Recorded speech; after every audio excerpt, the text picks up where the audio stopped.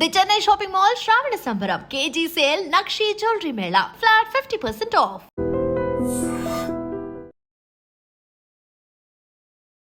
అంటే మీరు ఫెమినిస్టా? Yes, I'm feminist. అంటే అమ్మాయిలకి స్టాండ్ తీసుకోవడం, అమ్మాయిలు ఏం చేసినా రైట్ అని అనడం. అమ్మాయిలందరూ సుధపూసలు గారు, అబ్బాయిలందరూ చెడ్డోళ్ళు గారు అని పబ్లిక్గా 1,00,000 సార్లు 10 years నుంచి మాట్లాడుతున్నా. క్రైమ్ రేట్లో కూడా ఈ మధ్య అమ్మాయిలు కూడా ముందుకు వస్తున్నారు. అలాంటి సిచ్యువేషన్స్ లోనే కూడా అమ్మాయిలది రైట్ అంటారా? ఇప్పుడు ఫెమినిజం వచ్చి ఇప్పుడు అమ్మాయిలు బయటికి వచ్చి ఇప్పుడు అమ్మాయిలు వైలెంట్ అవుతున్నారు అంటున్నారు. ఇంతకుముందు మొగలు మరి వైలెంట్ ఎట్లా, ఎంత క్రైమ్ రేట్ ఉంది మన దగ్గర? రీసెంట్ పోస్ట్ లో కూడా చూసాను ఇన్స్టాలో, బాగా ఏడుస్తూ. ఎప్పుడైనా అమ్మాయి ఫాదర్ లాంటి అబ్బాయిని కోరుకుంటది, అబ్బాయి ఎప్పుడు అమ్మ లాంటి అమ్మాయిని కోరుకుంటాడు. నా ఫాదర్ ఈక్వేషనే ఖరాబ్ అయిపోయింది. అబ్యూజివ్ ఫాదర్ ఉన్నాడు. టీవీ వైర్ ఉంటుంది కదా, కాపర్ వైర్, పైన పుట్టు తీసేసి ఆ వైర్తో కొడితే తోలేస్తే దాంట్లో కారం పొడేయడం, కళ్ళల్లో నిమ్మకాయలు వినడం. సడన్ గా మీరు ఈ ట్రామాకి రావడానికి, లైక్ మీరు ఇలా మారడానికి బిగ్ బాస్ ఒక కారణం అని చెప్పి అని అంటారు. అకౌంటబిలిటీ కోసం మాటికి వెళ్తే పట్టించుకోవాలి. రిసెప్షన్ లో కూర్చోబెట్టారు, పొద్దున్న సాయంత్రం దాకా పంపించేశారు. ఇది ఒక సిచ్యువేషన్ జరిగిందని చెప్పి పక్కన పెట్టి మీ కెరీర్ ని బిల్డ్ చేసుకుంటుంటే మంచి ప్లేస్ లో ఉండేవాళ్ళేమో. నాకు ఇండస్ట్రీకి వచ్చిన దగ్గర నుంచి ఎన్ని రేప్ అటాక్లు అయినాయి, ఎంత ఎక్స్ప్లోటేషన్ అయిందనే దానికి ప్రూఫ్ లేవు. నేను చాలా ఇన్నోసెంట్ గా తిరిగా, ఏం తెలియకుండా. నా తెలుగు పీపుల్ అనేటోళ్ళు సేఫ్టీ, వెళ్ళిన ప్రతి దగ్గర కన్సెంట్ లేకుండా రేప్ అటాక్లు చేయడం ఒకటి చాలా అయిపోయినాయి. మరి ఎందుకు రారు ఎవరు బయటికి? అమ్మాయిలు మొగుడుతో దొక్కించుకుంటావా, సొసైటీలోకి వచ్చి 10 మందితో దొక్కించుకుంటావా అన్నట్టు ఉంటుంది ఈక్వేషన్. ఇప్పుడు బయటకు వచ్చి మాట్లాడారు అనుకోండి, ఏమైంది నా కెరియర్? మీరు ఎప్పుడైనా కమిట్మెంట్ గా వెళ్ళారా సినిమా ఆఫర్ కోసం? ఒక అంటారు చూడండి, మొహమాటానికి వెళ్తే కడుపు వచ్చిందని. అలా నో చెప్పడం రాక ఫోర్స్ఫుల్ గా మందు తాగిస్తే తాగేసా, అవుట్ అయిపోయా. ప్రొడ్యూసర్ డైరెక్టర్ వాళ్ళు ఇప్పుడు చాలా ఫేమస్. డ్రైవర్ రావడానికి ఇంకో 20 minutes పడుతుందంట గాయత్రి, రాత్రి అవుతుంది కదా, పైన కూర్చుందా అని వెళ్ళి నా డ్రెస్ లాగడం స్టార్ట్ చేసాను. నాకు ఫోర్స్ఫుల్గా పెళ్ళయింది. ఆ పెళ్లిలో కూడా నాకు ఎక్స్ట్రీమ్ ట్రామా, లిటరల్ తట్టుకోలేక 5 stitches ఉన్నాయి. సూసైడ్ అటెంప్ట్ చేసుకున్నా. ఫోర్స్ఫుల్ పెళ్ళి ఏంటి? మా అమ్మ అయితే పాయిజన్ బాటిల్ పెట్టుకొని, నువ్వు చేసుకోకపోతే నేను చచ్చిపోతాను కూర్చుంది. అప్పగింతలు అవుతాయి కదా, ఇలా హక్ చేసుకొని చెవులో చెప్తుంది, నేను వదిలించుకోవడానికి పెళ్లి చేస్తున్నా, మళ్ళీ నా జీవితంలోకి రాకు, just get out of my life. ఒక అమ్మ అందరి ముంగలు ఒకలాగా, ఎవరు లేనప్పుడు ఒకలాగా, సీక్రెట్గా ఒకలాగా, అలా ఎలా ఉండగలుగుతారు అనే షాక్లో ఉండిపోయినా. హాయ్ హలో నమస్తే, నేను మీ anchor Shiva. Welcome to iDream Media. ఈరోజు నా ముందు నా గెస్ట్ గాయత్రి గుప్తా. తనతో మాట్లాడదాం. ఎలా ఉన్నారు? Good, I'm good. How are you? నేను బాగున్నాను, and thank you so much నా పాడ్కాస్ట్కి వచ్చినందుకు. ప్లెజర్. నేను యాక్చువల్లీ ప్రతిసారి ఇంట్రొడక్షన్లు ఇచ్చి అది ఎప్పుడు చెప్తుంటాం, అలా కాదు, డైరెక్ట్గా ఒకసారి మాట్లాడదాం, నీతోనే స్టార్ట్ చేస్తున్నాను నేను. యా, రీసెంట్గా నీ ఇన్స్టాలో రీల్స్ కానీ మీ యూట్యూబ్లో వీడియోస్ని చూస్తూనే ఉన్నా. అంటే సొసైటీకి ఏదో చెప్దామని ట్రై చేస్తున్నారు. అంటే మీరు ఫెమినిస్టా? Yes, I'm feminist. ఇప్పుడు ఈ మధ్యన లేకపోతే ఫస్ట్ నుంచి ఉన్నా? అంటే ఫెమినిస్ట్ అంటే బేసిక్గా మీ ఉద్దేశంలో ఏంటి, దాన్ని బట్టి. అంటే అమ్మాయిలకి స్టాండ్ తీసుకోవడం, అమ్మాయిలు ఏం చేసినా రైట్ అని అనడం అని నాకు అర్థమైంది. అంటే అది మీ డెఫినేషన్ ఆఫ్ ఫెమినిజం. బేసిక్గా ఫెమినిజం ఏంటంటే ఉమెన్ని ఎంపవర్ చేయడానికి, ఏది పడితే అది రైట్ అనేది కాదు. మీరు నిజంగా మీ వీడియోస్ ఫుల్గా చూస్తే తెలుస్తుంది ఏంటంటే, అమ్మాయిలందరూ సుధపూసలు గారు, అబ్బాయిలందరూ చెడ్డోళ్ళు గారు అని పబ్లిక్గా 1,00,000 సార్లు 10 years నుంచి మాట్లాడుతున్నా. నాదొక వాయిస్, అది వింటే అర్థమవుతుంది. నార్మల్గా యాక్చువల్లీ నేను ఎలా చెప్తున్నానంటే, ఫెమినిస్ట్ అంటే కొంతమంది మన దగ్గర, అంటే కొంతమంది ఇప్పుడు ఫెమినిస్టులు, కత్తి ఉంటుంది, కత్తితో మర్డర్ చేయొచ్చు, కత్తితో కూరగాయలు కోయచ్చు, ఏమైనా చేయొచ్చు. ఇది నేను బిగ్ బాస్ లో ఉన్నప్పుడు విన్నా. అంటే ఇప్పుడు కత్తితో మర్డర్ చేశారు కాబట్టి కత్తి మంచిదా అంటే, కత్తిని ఎలా వాడుతున్నారు వాళ్ళ బట్టి మనం డెఫినేషన్ మార్చలేం కదా. Feminism came to empower women because పితృస్వామ్య వ్యవస్థ వల్ల ఆడవాళ్ళు, మీకు అంటే ఇప్పుడు నేను స్పెసిఫిక్గా చెప్పక్కర్లేదు, మనకు అందరికి తెలిసిందే. ఇప్పుడు మన లాస్ అప్గ్రేడ్ అవుతున్నాయి, పీపుల్ అప్గ్రేడ్ అవుతున్నారు. ఒకప్పుడు ఆడవాళ్ళు ఇంటికి పరిమితం అవుతుండే, కిచెన్కి పరిమితం అవుతుండే. ఇప్పుడు సొసైటీలోకి వస్తున్నారు, వర్క్ చేస్తున్నారు. ఇప్పుడు సొసైటీ ఆడవాళ్ళకి రెడీ లేకుండే వర్క్కి. సడన్గా అంటే మిలీనియల్ జనరేషన్ నుంచి ఆడవాళ్ళు రావడం స్టార్ట్ అయిన దగ్గర నుంచి అసలు ఆడవాళ్ళని ఎలా హ్యాండిల్ చేయాలి అనే, ఇప్పుడు ఆడవాళ్ళ హెల్త్ డిఫరెంట్ ఉంటుంది, ఎక్స్పెక్టేషన్స్ డిఫరెంట్ ఉంటాయి. ఇలాంటివన్నీ కూడా మగవాళ్ళకి డిజైన్ చేయబడ్డ సొసైటీలో ఆడవాళ్ళు వచ్చినప్పుడు ఏమవుతుందంటే, ఆడవాళ్ళని ఎలా హ్యాండిల్ చేయాలో ఆడవాళ్ళకి అర్థం కావట్లేదు, మగవాళ్ళకి అర్థం కావట్లేదు. కాబట్టి ఇదంతా షేక్ అవుతుంది. బేసిక్గా ఎవరు తప్పు కాదు, సిస్టమ్ అనేది ఫ్లాడ్గా ఉంది. దాన్ని మనం అప్గ్రేడ్ చేసుకోవడానికి మనం కష్టపడుతున్నాం. ఒక జార్లో నల్ల చీమలు ఎర్ర చీమలు వేసేసి మూత పెట్టేసి షేక్ చేస్తారు. షేక్ చేసిన తర్వాత ఏంటి, లోపల మనకు షేక్ తెలియట్లేదు, మూసింది తెలియట్లేదు. నల్ల చీమ ఎర్ర చీమ కొట్టుకుంటే నీది తప్పు, నువ్వు మెన్ తప్పు, ఉమెన్ తప్పు అని మనం కొట్టుకుంటున్నాం. కానీ కామ్ డౌన్, షేక్ అవుతుంది సిస్టమ్, మనం అది మార్చుకోవాలి అని చెప్పి ఒక అప్గ్రేడ్ అవ్వడానికి, లాస్ అప్గ్రేడ్ అవ్వడానికి, comfort zone for everybody upgrade అవ్వడానికి ఫెమినిజం వచ్చింది. So this is not to hurt anybody. ఒకరిని బాధ పెట్టే ఉద్దేశంతో, ఒకరిని కించపరిచి, ఒకరిని తక్కువ చేసే ఉద్దేశం ఫెమినిజం కాదు. ఎవరికైతే అవసరం ఉందో, ఎవరి గొంతు అయితే వినిపించట్లేదో వాళ్ళకి హెల్ప్ చేయడానికి, ఎంపవర్ చేయడానికి, సేఫ్ సొసైటీ ప్రొవైడ్ చేయడానికి వచ్చే వాయిస్ ఫెమినిజం. ఈ ఇప్పుడున్న జనరేషన్లో అమ్మాయిల వాయిస్ వినిపించట్లేదు అన్నది నాకు తెలిసి మన మూర్ఖత్వం అని అనుకుంటున్నాను. ఎందుకంటే ఇప్పుడు ప్రతి విషయంలోని కూడా, ఏ విషయంలోనైనా అమ్మాయిలు ఫస్ట్ ఉన్నారు. ఏం చేయాలన్నా క్రైమ్ రేట్లో కూడా ఈ మధ్య అమ్మాయిలు కూడా ముందుకు వస్తున్నారు. అంటే మనం చూస్తున్న సిచ్యువేషన్లో, అలాంటి సిచ్యువేషన్స్లోనే కూడా అమ్మాయిలది రైట్ అంటారా? ఇప్పుడు నేనేమన్నాను, ఇక్కడ అమ్మాయి తప్ప కాదు, సిస్టమ్ ఫ్లాడ్ ఉంది అన్న. సో ఈ సిస్టమ్ ఏం చేసింది, ఇంతకు ముందు ఆడోళ్ళని ఇంట్లోకి తొక్కేసింది. ఓకే, మగవాడిని బయట జంతువులా తయారు చేసి పెట్టింది. సో మగవాడు బయట ఎక్స్ప్లాయిట్ చేస్తాడు, ఇంటికి వచ్చి ఆడదాన్ని అబ్యూస్ చేస్తాడు. ఆడది ఎప్పుడు బయటికి చెప్పుకోలేదు, ఇక్కడ నా సేఫ్టీ లేదు, ఇంతకన్నా ఏమన్నా అయితే నేను చచ్చిపోతా అనే భయం కొద్దీ మన జనరేషన్స్ కొద్దీ మన అమ్మలు, అమ్మమ్మలు, నాన్నమ్మలు అంతా మూసుకొని, తగ్గి, అంచుకొని డిప్రెషన్లోకి వెళ్ళిపోయి సైలెంట్ అయిపోయారు. ఇప్పుడు ఎప్పుడైతే ఆడవాళ్ళు బయటికి పాపులేషన్ పెరిగింది, రావడం స్టార్ట్ అయింది, ఇప్పుడు ఏమైంది, ఆడదానికి మొగోడికి ఎక్స్ప్లాయిట్ చేసినట్టు ఆడది ఎక్స్ప్లాయిట్ అవుతుంది. మొగోడికి చేతిలో కత్తి ఇచ్చి, ఇప్పుడు ఫెమినిజం వచ్చి, ఇప్పుడు అమ్మాయిలు బయటికి వచ్చి, ఇప్పుడు అమ్మాయిలు వైలెంట్ అవుతున్నారు అంటున్నారు. ఇంతకుముందు మొగలు మరి వాయిలెంట్ ఎట్లా, ఎంత క్రైమ్ రేట్ ఉంది మన దగ్గర, ఎంత క్రైమ్ రేట్ ఉంది. ఆ క్రైమ్ రేట్ ఆడవాళ్ళు ఎందుకు జాయిన్ అవుతున్నారంటే ఆడవాళ్ళు మార్కెట్లోకి వచ్చారు. సిస్టమ్ అనేది మనుషుల్ని భయంలో పెట్టి కోపాన్ని అణిచేస్తే సైడ్ ఎఫెక్ట్ అలాగే అవుతుంది. సో మనం ఏంటి, ఆడవాళ్ళు హీల్ అవ్వాలి, మగవాళ్ళు హీల్ అవ్వాలి. సో మనము మొగోళ్ళు చేసినారు, ఆడోళ్ళు చేసినారంటే yes, everybody is doing, given a chance. అందరికీ privilege of economy, separation of anger, ఈ రెండు కలిసినప్పుడు, పవర్ చేతికి వచ్చినప్పుడు జంతువు తయారవుతారు. ఇప్పుడు కర్చే కుక్కకి మురిగే కుక్కకి డిఫరెన్స్ చెప్తాం. ఇప్పుడు నా దగ్గర కుక్క ఉంది, ఆడు కరవడు, ఎందుకంటే వాడికి కడవలసిన అవసరం పడకుండా ప్రేమగా పెంచిన. అదే ఇంట్లో కొంతమంది కర్చే కుక్కలు ఉంటాయి, వాడిని కొడతారు, కట్టేస్తారు, దానివల్ల ఏమవుతుందంటే కరుస్తాయి. అది ఆడ కుక్కన మగ కుక్కని సంబంధం లేదు. సో ప్రేమలో పెరిగిన వాళ్ళు వైలెన్స్ చేయరు. ఎవరైతే ఎక్స్ప్లాయిటేషన్కి గురవుతారో, ఎవరైతే భయంలో పెరుగుతారో, నాకు వాల్యూ దొరకట్లే, నాకు రెస్పెక్ట్ దొరకట్లే అన్న కోపం లోపల దాచుకొని పెరుగుతారో వాళ్ళు క్రిమినల్స్ తయారవుతారు. నన్ను అడిగితే మన క్రైమ్ రేట్లో మర్డర్లు చేసేటోళ్ళు, రేపులు చేసేటోళ్ళు, క్రైమ్ చేసేటోళ్ళు, డబ్బులు లాండరీ చేసేటోళ్ళు అన్నీ కూడా ట్రామా రెస్పాన్స్లు. వాళ్ళకి ప్రేమ దొరక్క, వాళ్ళకి రెస్పెక్ట్ దొరక్క అలా తయారవుతారు. యాక్చువల్లీ నేను రీసెంట్గా ఒక పాడ్కాస్ట్ చూసినప్పుడు నాకు అప్పటి వరకు తెలీదు, అంటే లైక్ మీరు సడన్గా ఆ మాట అనేసరికి లైక్ నాకు అబ్బాయిలు ఇష్టం, అమ్మాయిలు ఇష్టం అంటే నాకు అది అంత నాకు పర్టికులర్ పూర్తిగా అర్థం కాలే.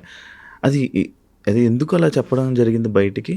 సో నేను చిన్నప్పటి నుంచి బైక్యూరియస్ ఉండే, అంటే అమ్మాయిలను చూస్తే కూడా నాకు మంచిగా అనిపించేది. నాకు ఎక్కువ నేను అమ్మాయిలకి అట్రాక్ట్ అయ్యేదాన్ని.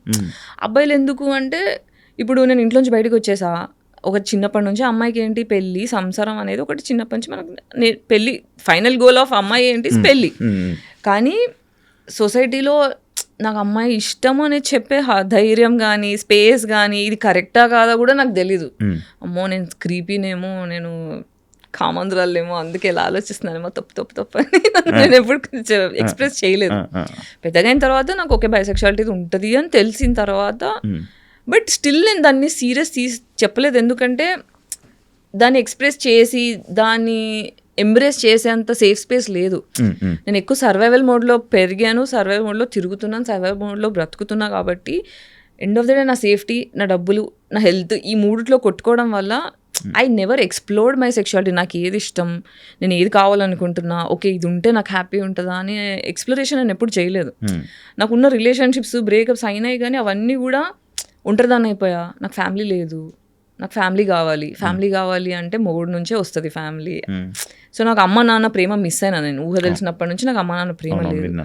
సో నాకు వచ్చే లైఫ్లో నాకు జస్ట్ లైఫ్ పార్ట్నరే కాదు, నాకు పేరెంట్స్ కూడా కావాలి. నాకు ఇంట్లో నాకన్నా పెద్ద అంటే చిన్నప్పటి నుంచి ఇంట్లో పెద్దదాన్ని, మళ్ళీ బయటికి వస్తే కూడా అందరూ మెంటల్లీ చిన్నపిల్లలే ఉన్నారు నా చుట్టూ. I have been emotionally mother to all my friends. So అట్లా మెంటల్లీ చాలా టైర్డ్ అనిపిస్తుంది నాకు. అందుకే ఎప్పుడు నా మనసు ఎప్పుడు నాకన్నా మెంటల్లీ పెద్దవాళ్ళు ఉంటే బాగుండు అని కోరుకుంటా.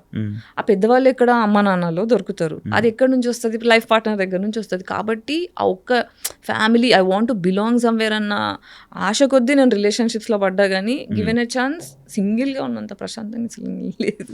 ఎందుకు అంత అంటే లైక్ అంటే కొంతమందికి అలా అనిపిస్తుంటుంది. కొంతమంది ఏమనుకుంటారు, రిలేషన్షిప్స్లో ఉన్న వాళ్ళు అదే చాలా మంచిగా ఉన్న వాళ్ళు ఉన్నారు. రిలేషన్షిప్ తప్పనట్లే, నాకు ప్రశాంతంగా ఉంది రిలేషన్షిప్ లేకపోతే అంటున్నా.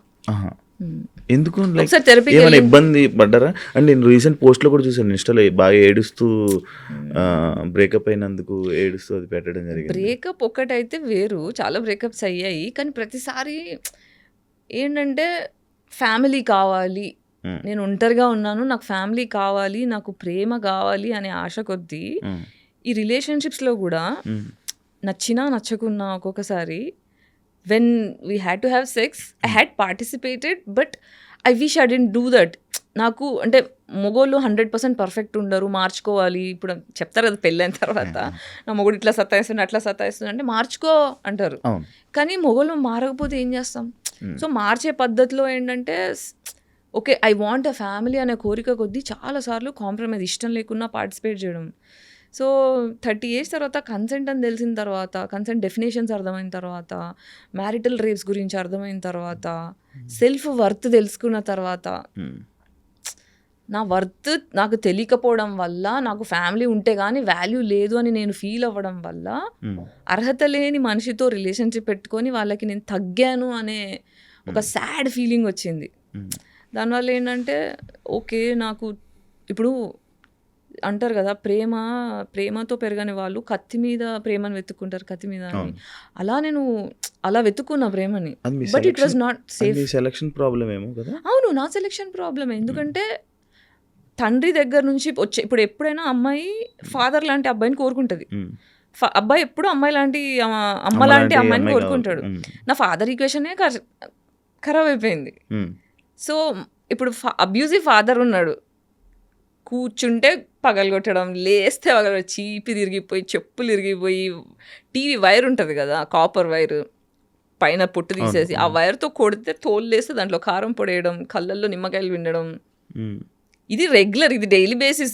పొద్దున అవుతుందంటే వాళ్ళు ఏం చూడాల్సి వస్తుందో అనేటట్టు 25 years వచ్చేదాకా, 25 years ఇంట్లోంచి నేను బయటికి వచ్చేదాకా దెబ్బలు తినని రోజు లేదు, ఏడ్చుకుంటూ పడుకోని రోజు లేదు. టిల్ ఎట్ ద ఏజ్ 35 వరకు కూడా ప్రతి day I sleep with crying, ఏడ్చుకుంటూ నాకు అమ్మ కావాలి నాన్న కావాలని ఏడ్చుకుంటూ పడుకున్నాను. ఓన్లీ మిమ్మల్ని కొట్టేవాళ్ళు? మీరు నలుగురు అంట కదా? అందరినీ కొడతారు, మమ్మీని నన్ను ఎక్కువ. మీకు మమ్మీ పోలికలు ఉన్నాయా? పోలికలని కాదు, ఇంట్లో ఎప్పుడైనా ఏమవుతుందంటే పేరెంట్స్ టాక్సిక్ ఉన్నప్పుడు ఏమవుతుందంటే, ఒక సైకాలజీ టర్మ్స్లో చెప్తా, ఒక స్కేప్ గోట్ అనే ఇప్పుడు మా ఇంట్లో మేము 5 సిస్టర్స్, ఓకే, మోర్ దాన్ 1 పిల్లలు ఉంటే ఒకరు స్కేప్ గోట్ అవుతారు, ఒకరు గోల్డెన్ చైల్డ్ అవుతారు, మిగతా వాళ్ళు ఇన్విజిబుల్ అయిపోతారు. స్కేప్ గోట్ చైల్డ్ ఏంటంటే, నాకు నిజాలు మాట్లాడడం ఇష్టం, మీకు నచ్చినా నచ్చకపోయినా నాకు తప్పు అనిపిస్తుంటే, నాకు ఇది తప్పు అనిపిస్తుంది కొంచెం చూడండి అని అడుగుతా. ఇప్పుడు టాక్సిక్ ఫ్యామిలీలో ఏమవుతుందంటే, నేను చెప్పిందే నువ్వు వినాలి, అది తప్పు ఒప్పుతో సంబంధం లేదు అని చెప్పి ఫోర్స్ చేస్తారనుకో, నేను నిజాన్ని అడుగుతున్న ప్రచారం వాళ్ళకి నచ్చట్లేదు కాబట్టి నన్ను కొట్టడం చేస్తుండే. పెద్దవాళ్ళు కాబట్టి ఏజ్లో పెద్దవాళ్ళు అదే కోరుకుంటారు, చిన్నవాళ్ళు నేను చెప్పిన వినాలి, మీకేం తెలుసు అన్నట్టు. కానీ ఒక జెన్యూన్ క్వశ్చన్ అడిగినప్పుడు నాకు ఆన్సర్ వచ్చేది కాదు. సో ఒక చైల్డ్ నీడ్స్ని పట్టించుకోకుండా ఒక డిక్టేటర్ లాగా. అంటే ఏం క్వశ్చన్స్ అడిగేవాళ్ళు నార్మల్గా మీ నాన్నగారిని? నీకు ఏదో డ్రెస్ కావాలి కాదు, ఒక 100 సార్లు నన్ను చిన్న చేయడం అలా చేస్తే, 5గురిని ఎందుకు కన్నావు, మరి తక్కువ మందిని కనాల్సింది, బాధ్యత ఇంత ఉండేది కాదు కదా. నేను చాలా జెన్యూన్గా ఇన్నోసెన్స్తో అడిగా. అడిగితే నువ్వు గందు కానీ ఎక్కువ మంది నువ్వు అంటే అదే నువ్వు కందు కానీ ఎక్కువ మందిని ఇలా చాలా డిఫరెంట్గా మాట్లాడతారు. మళ్ళీ అంటే ఇవి స్మాల్ థింగ్ ఏంటి అని వెతుకుతుంటే నాకు దొరకట్లేదు, కానీ మా డాడీ చేసినవన్నీ చాలా ఎక్స్ట్రీమ్ పనులు. ఓకే, అవన్నీ నేను ఒక పాడ్కాస్ట్లో అంటే ఫాదర్ అబ్యూస్ గురించి మాట్లాడతాను. That is too much to bear. Actual మీ నాన్నగారికి అబ్బాయి ఎస్ కోసం అబ్బాయి అని కావాల్సి చెప్పి ఉండే. అంతమంది ట్రై చేసి 5 ట్రై అమ్మాయిలు చేసి 3 ట్రై చేసి అబార్షన్లు అయినాయి మా అమ్మకి. ఆ, ఆ, ఆ, మళ్ళీ ఆడపిల్లలతో సాటిస్ఫాక్షన్ లేక మా మీద మర్డర్ అటెంప్ట్ చేయించాడు. ఆ. మా అమ్మ మీద మర్డర్ అటాక్ చేశాడు. తర్వాత డివోర్స్ అప్లై చేసేటప్పుడు ఆస్తులు ఇవ్వడం ఇష్టం లేక ఆ టైంలో చాలా హారిబుల్ డివోర్స్ సీన్స్. దాని తర్వాత మళ్ళీ పెళ్లి చేసుకున్నారు, మళ్ళీ అమ్మాయి పుట్టింది. ఆయనకి రాసి పెట్టింది అమ్మాయిలు పుట్టాలి. తండ్రి పాపాలు అనేవి కూతురు తీర్చాలంట. స్పిరిచువాలిటీ అర్థమైంది. అవును. పాపాలు చేసే తండ్రికి అమ్మాయిలు మాత్రమే పుడతారంట, కొడుకులు పుట్టారంట. నమ్ముతారు అది. అర్థమవుతుంది తర్వాత నమ్ముతున్నా. Basic- ఇంతకుముందు నమ్మేదాన్ని కాదు. బేసిక్గా మీరు అలాంటి వాతావరణంలో నుంచి రావడం వల్ల మీకు ఒక అమ్మాయికి సపోర్ట్ చేయాలి. అంటే ఇలా చాలా మంది అమ్మాయిల జీవితాలు ఇలా ఉన్నాయి. చాలా మంది అమ్మాయిలు బయటికి ఇప్పుడు ఎంతో అంటే పితృస్వామ్య వ్యవస్థ అనేది ఏం చేస్తుందంటే బేసిక్గా పురుషాధిక్యంలో డిజైన్ చేయబడ్డ సొసైటీ ఇది. So extremely emotionally intelligent parents, అంటే ప్రేమని అర్థం చేసుకున్న తల్లి తండ్రి ఉన్న కుటుంబాల్లో మాత్రమే ఆడపిల్లలు సంతోషంగా ఉన్నారు. అది ఓన్లీ ఎక్స్ట్రీమ్లీ రిచ్ కమ్యూనిటీస్లో, అది కూడా అందరు కూడా కాదు. బట్ మన ఇండియా ఏంటి, ఇండియా కాదు ప్రపంచం మొత్తం ఇలాగే ఉంది. రిచ్ క్రౌడ్ తక్కువ, పూర్ క్రౌడ్ ఎక్కువ, మిడిల్ క్లాస్ ఎక్కువ. సో ఎకనామికల్ ఇష్యూస్ ఉన్న ప్రతి దగ్గర ఎక్స్ప్లాయిటేషన్ ఉంటుంది. So larger crowd of women are going through depression. So నా వాల్యూ ఏంటో నాకు తెలియకుండా నేను పెరుగుతున్నట్టు చాలా మంది అమ్మాయిలు, చాలా మంది కాదు, ఎక్స్ట్రీమ్లీ ఎక్కువ population, more than 50% of population అనే చెప్తాను నేను. మీరు ఇలా మాట్లాడడం స్టార్ట్ చేశాక ఏదైనా ఎవరైనా అమ్మాయిలు మిమ్మల్ని కాంటాక్ట్ అయ్యారా? చాలా మంది అవుతుంటారు, చాలా మంది అవుతారు, రెగ్యులర్ బేసిస్లో అవుతారు. వీళ్ళ టైం బట్టి మ్యాక్సిమం రిప్లైలు ఇస్తా, అందరితో మాట్లాడతారు. ఓకే. ఈ జనరేషన్లో పెళ్లి చేసుకోవడం తప్పు అంటారా? తప్పంటే ఇట్స్ అ ప్రివిలేజ్. ఓకే, పెళ్లి చేసుకోవడం అనేది ప్రివిలేజ్. ఇప్పుడు నన్ను అడిగితే మనం అందరం యుద్ధంలో ఉన్నాం, సైకలాజికల్ యుద్ధంలో ఉన్నాం. ఇప్పుడు మనం ఏం చేయొచ్చు అంటే తరతరాలు వరల్డ్ వార్ అయిన తర్వాత ఇండిపెండెన్స్, మనకి ఇండియా ఇండిపెండెన్స్ వార్ యుద్ధాలు అయిన తర్వాత ఏంటంటే మనం అంతా ట్రామాకు గురాం. అంటే ఫర్ ఎగ్జాంపుల్ మనం పరిగెడుతుంటే పెద్ద దెబ్బై కాలు ఫ్రాక్చర్ అయిపోయింది అనుకోండి, ఆ కాలు ఫ్రాక్చర్ అయిపోయేదాకా మనం ఏం చేస్తాం, బెడ్ రెస్ట్ తీసుకొని దాని మీద ఫోకస్ చేస్తాం. దాని మీద ఫోకస్ చేస్తే దగ్గుతుంది. లేదు నువ్వు పట్టేసేసి నన్ను ఉరుకు అంటే ఉరకలేం మనం. దానివల్ల దెబ్బలు ఇంకా పెరుగుతుంది, ఇన్ఫెక్షన్ అవుతుంది, కాలు తీసేదాకా వస్తుంది. సో వార్ వల్ల ఏమవుతుందంటే మన తాతలు, ఇప్పుడు మా తాత ఫ్రీడమ్ ఫైటర్ ఉండే, ఫ్రీడమ్ మూమెంట్లో మా తాతయ్య పార్టిసిపేట్ చేశారు. బ్రిటిష్ వాళ్ళ చేతిలోనే చనిపోయారు మా తాతయ్య కూడా. ఎమ్మెల్యే ఉండే, ఫ్రీడమ్ వచ్చిన తర్వాత ఆ టైంలో హీ గాట్ కిల్డ్. సో ఇట్లాంటి టైంలో ఏమవుతుందంటే మన తాతల జనరేషన్ వాళ్ళందరూ ఇమోషనల్ ట్రామాకి గురయ్యారు. అంటే ఫుడ్ ఎక్స్ప్లాయిటేషన్, చంపేడాలు, భయంలో బ్రతికారు. ఇప్పుడు గాజా వార్ చూస్తున్నారు కదా, భయంలో ఉన్నారు. ఈ గాజాలో ఎవరైనా మిగిలారు అనుకోండి, వాళ్ళ నెక్స్ట్ తరాలు అందరూ కూడా మన డిఎన్ఏలో 7 తరాల మెమరీ స్టోర్ అయిపోయి ఉంటుంది. తెలుసా మీకు? మనకి డిఎన్ఏ ఉంటుంది. మనకి ఇప్పుడు సరే పెళ్లి చేయాలంటే 7 తరాల టు 7 తరాలు ఎందుకంటారు నాకు తెలియదు. ఎందుకంటే వాళ్ళకి హెల్త్ ఇష్యూస్ కానీ ఇవన్నీ, మన హెల్త్ ఇష్యూస్ ఎలా వస్తాయి, మనకున్న డిప్రెషన్ బట్టి, మన లోపల ఉన్న ట్రామా బట్టి. ఇప్పుడు భయం వల్ల వచ్చిన హెల్త్ ఇష్యూ, నా నిజాలు నేను మాట్లాడలేకపోతున్నాను అనుకో, నాకు థైరాయిడ్ వచ్చే ఛాన్స్ ఉంటుంది. నాకు సపోర్ట్ సిస్టమ్ దొరకట్లేదు అనుకో, నాకు లోవర్ బ్యాక్ పెయిన్ వస్తుంది, ఫైనాన్షియల్గా డబ్బులు లేకపోవడం వల్ల అట్లుంటే. సెక్షువల్ ట్రామా ఉందనుకోండి, రేపులు ఎక్కువ జరగడం, ఇవన్నీ జరిగితే అంటే ఇట్లా లోవర్ బ్యాక్ టెయిల్ బోన్ దగ్గర పెయిన్ రావడం అలా వస్తుంది. ప్రేమ సరిగ్గా దొరకట్లేదు అనుకో, నేను ఎవరిని ప్రేమించలేకపోయే ధైర్యం చేయలేకపోతున్నాను అనుకో, హార్ట్లో పెయిన్ వస్తుంది. ఎక్కడ తెలుసుకున్నారు ఇవన్నీ? చదువుకున్నాను. ఇంత నాలెడ్జ్. సో దీనంటే దీస్ డిసీజెస్ మనకున్న డిసీజెస్ అన్నీ కూడా ఇమోషనల్ బ్యాగేజెస్ వల్ల వచ్చేవన్నమాట. సో మన తాత ముత్తాతల జనరేషన్ వాళ్ళందరికీ ఇలా డిఎన్ఏలో కూర్చుండిపోయాయి. అందుకే ఒక్కొక్కరికి ఒక్కొక్క లాంటి డిసీజెస్ వస్తుంటాయి. సో ఇప్పుడు ఏంటంటే మెంటల్ ట్రామా వల్ల ఫిజికల్ డిసీజెస్ వస్తున్నాయి. ఒకరినొకరు అర్థం చేసుకోలేని, ఇప్పుడు మొగోళ్ళు చంపేస్తున్నారు, క్రిమినల్స్ అవుతున్నారు, ఆడోళ్ళు క్రిమినల్స్ అవుతున్నారు. ఫస్ట్ మనం క్రైమ్ ఆపాలి అంటే నేను ఎందుకు రాక్షసుడిలా తయారవుతున్నా, నేను ఎందుకు రాక్షసిలా తయారవుతున్నా, why am I becoming man hater, why am I becoming women hater అని పాజ్ అయిపోయి ఇంట్రోస్పెక్ట్ చేసుకొని మన జనరేషన్, అంటే మన డిఎన్లో కూర్చున్న 7 తరాల జనరేషన్ వల్ల వచ్చే ఇమోషనల్ మెమరీని హీల్ చేసుకోవాలి. అంటే ఏళ్ళు దెబ్బ తగిలింది, నేను ఇప్పుడు పరిగెత్తదలుచుకోలేదు, కాలికి దెబ్బ తగిలింది, నేను పరిగెత్తదలుచుకోలేదు, ఫస్ట్ కూర్చొని నేను ఫోకస్ చేసుకొని హీల్ చేసుకుంటా. తగ్గిన తర్వాత అప్పుడు నేను నడుస్తా, తర్వాత పరిగెడతా. సో ఇప్పుడు నాకు తెలిసి ఈ 7 తరాలలో నెక్స్ట్ 7 తరాలు మళ్ళీ బాగుపడాలంటే ఈ తరం వాళ్ళందరూ పాజ్ అయిపోయి నా నెత్తిలో ఏం గుడిసిపోయింది, నా ఆరోగ్యం ఎందుకు ఇలా గుడిసింది, నేను ఎందుకు ఎవరితో ఫ్రెండ్షిప్ చేయట్లేదని ఆగి కాంటెంప్లేట్ చేసుకొని హీల్ అవుతే వచ్చే తరాల నుంచి పెళ్ళిళ్ళు విరగకుండా, ఫోర్స్ఫుల్గా ఉండకుండా, ప్రశాంతంగా హ్యాపీగా, అంటే ఒక పెళ్ళి చేసుకున్నాము అంటే డివోర్స్ తీసుకోవాలి అనే ఆలోచన రాకుండా ఉండాలి. నా మొగుడు అంటే నాకు ప్రాణం, నేను లాయల్గా ఉంటా అని అమ్మాయి అనుకోవాలి. నా పిల్లని లేకపోతే నేను ఉండలేను, నా పిల్లని తప్ప నన్ను ఎవరిని చూడను అనే అంత లాయల్గా మొగుడు ఉండాలి. అలాంటి రిలేషన్షిప్స్ మనకు రావాలంటే ఈ ట్రామాల నుంచి బయటపడాలి. కానీ ఇప్పుడు అవి రావు కదా. ఇప్పుడు ఈ మధ్య కాలంలోనే డివోర్స్ అంటే సింపుల్ అయిపోయింది. ప్రతి ఒక్క ఐసోలేట్ అవ్వాలి. నా గురించి నేను ఫోకస్ చేసుకొని నేను హీల్ అవ్వాలి అంటే రిలేషన్షిప్లో ఉండకూడదు. రిలేషన్షిప్లో ఏమవుతుందంటే రిలేషన్షిప్ వల్ల వచ్చే మేజర్ సైడ్ ఎఫెక్ట్ ఏంటంటే నాకన్నా నా పార్ట్నర్ మీద ఎక్కువ ఫోకస్ చేస్తా. వాళ్ళ బాగోగుల గురించి చూడడమే రిలేషన్షిప్ ఇవ్వడం. ఒకరికి మనం ఇవ్వాలి అంటే మన దగ్గర ఉండాలి. మనమే డిప్రెషన్లో ఉన్నామంటే డిప్రెషన్ నా దగ్గర ఏముంటే అదే ఇస్తాను నేను. ఇప్పుడు దగ్గర నన్ను ఫోన్ అడిగారు అనుకోండి, యాపిల్ ఫోన్ ఉంది, ఈ ఫోన్ ఇస్తా. నా దగ్గర నోకియా 1100 ఫోన్ ఉంటే అదే ఇస్తా. ప్రేమ కూడా అంతే. నేను ప్రేమ అనేది పరిచయం కాలేదనుకో, నేను అబ్యూస్ ఇస్తా.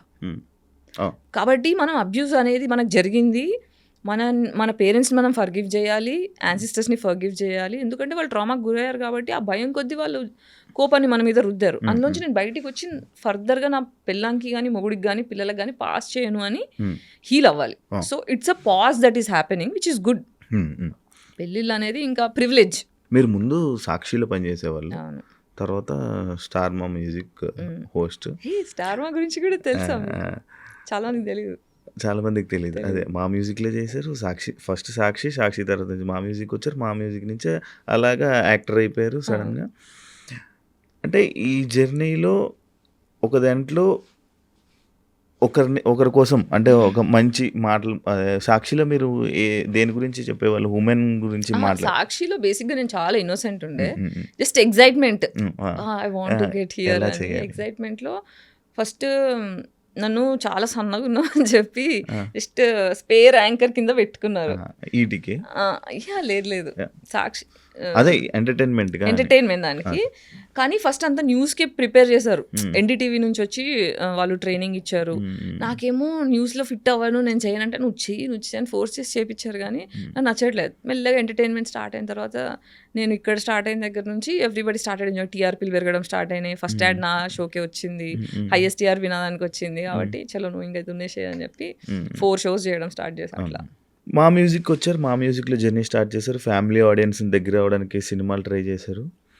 కానీ సడన్గా మీరు ఈ ట్రామాకి రావడానికి, లైక్ ఇలా మీరు మాట్లాడడానికి, మీరు ఇలా మారడానికి బిగ్ బాస్ ఒక కారణం అని చెప్పి అని అంటారు జనాలు అనుకుంటున్నారు. Bigg Boss one of the contribution. అసలు నిజంగా మీకు అది జరిగిందా, లేకపోతే కాంట్రవర్సీ కోసం మీరు అలా చేశారా? అప్పుడు నేను అసలు ఆ విషయం తీయదలుచుకోలేదు. లైట్ తీసుకొని నా పని నేను చేసుకుంటున్నా, చాలా తిట్టుకున్నా, నా టైం వేస్ట్ చేశారు, నా ప్రాజెక్ట్ ఖరాబ్ అయినాయి, 15 సినిమాల దాకా వదిలేసి అప్పుడే ఫేమస్ అయ్యా, ఎన్ని ప్రాజెక్ట్స్ వస్తాయి. లేదు నేను వేరే మళ్ళీ చెప్పకూడదు, బిగ్ బాస్ అని ఎవరు చెప్పకుండా అన్ని క్యాన్సిల్ చేసుకుంటూ కూర్చున్నా. 3 నెలలు వెయిట్ చేయించి ఇంకో 10 రోజులు ఉందనగా మీరు ఉండొచ్చు ఉండకపోవచ్చు అంటే నాకు మీటింగ్ కావాలని వెళ్ళి మాటల్లో కూర్చుంటే వాళ్ళు పట్టించుకోలేదు. దిస్ ఈజ్ సెల్ఫ్ రెస్పెక్ట్కి లేదా అంటే నేను మనిషిని కాదా, నాకు వాల్యూ లేదా, నా టైం ప్రెషర్స్ కాదా, మీరు ఎంత పెద్దోళ్ళు అయితే నేను మరి పురుగుని కాదు కదా. I have my identity, I'm living, నేను కష్టపడి బతుకుతున్న మనిషిని, నేను ఎవరిని ఎక్స్ప్లాయిట్ చేయని మనిషిని, నాకు ఎందుకు ఇట్లా డిస్రెస్పెక్ట్ చేయాలని అకౌంటబిలిటీ కోసం మాటకి వెళ్తే పట్టించుకోలే. రిసెప్షన్లో కూర్చోబెట్టారు, పొద్దున్న సాయంత్రం దాకా పంపించేశారు. ఇలా కాదు అని నా ఫ్రెండ్స్ని ఎంక్వైరీ చేసి, నా సర్కిల్లో ఎంక్వైరీ చేసి నంబర్ తీసుకొని ఆయన అడిగా, బ్రో ఏంటి ఇట్లా ఉంది అంటే పార్క్లో కలుసు అంటే అక్కడ కలిస్తే మరి ఇప్పుడు నన్ను ఇంప్రెస్ చేసుకోవాలి కదా గాయత్రి, నేను నీకెందుకు చేయాలి, చాలామంది ఉన్నారు రావడానికి, నీకే ఎందుకు చేయాలి అంటే ఈ మాట 3 నెలల ముందు చెప్పుంటే నేను లైట్ తీసుకునేదాన్ని. నా టైం వేస్ట్ చేశారు కదా, దానికి అకౌంటబిలిటీ ఏంటి అంటే చూద్దాం, నేను కూడా హ్యాపీ అవ్వాలి కదా, నేను కూడా ఆలోచించాలి కదా, మన ఉంటే చెప్తా అన్నారు. అనిపేసి వచ్చేసా, లైట్ తీసుకున్నా. దాని తర్వాత మాట్లాడడం స్టార్ట్ చేసిందా. అప్పుడు అరే ఇప్పుడు నేను ఇన్నేళ్ల నుంచి మీటు గురించి దాని గురించి చాలా మాట్లాడాను, నా కోసం ఎవ్వరూ నిల్చోలేదు. It was all alone fight. అంటే ఇప్పుడు శ్రీరెడ్డి మాట్లాడినప్పుడు చాలా మంది మహిళా మండలి సంఘాలు వెళ్ళి శ్రీరెడ్డికి సపోర్ట్ చేశారు, జూనియర్ ఆర్టిస్టులు వెళ్ళి సపోర్ట్ చేశారు, చాలా చేశారు. కానీ నా వాయిస్కి ఒక్కరు కూడా రెస్పాండ్ కాలే. సో వెళ్ళి టీవీ ఛానల్ TV5లో చూసాను నేను. తను వెళ్ళి తనతో ఏమేమి జరిగిందో ఎగ్జాక్ట్లీ అదే జరిగింది నాకు.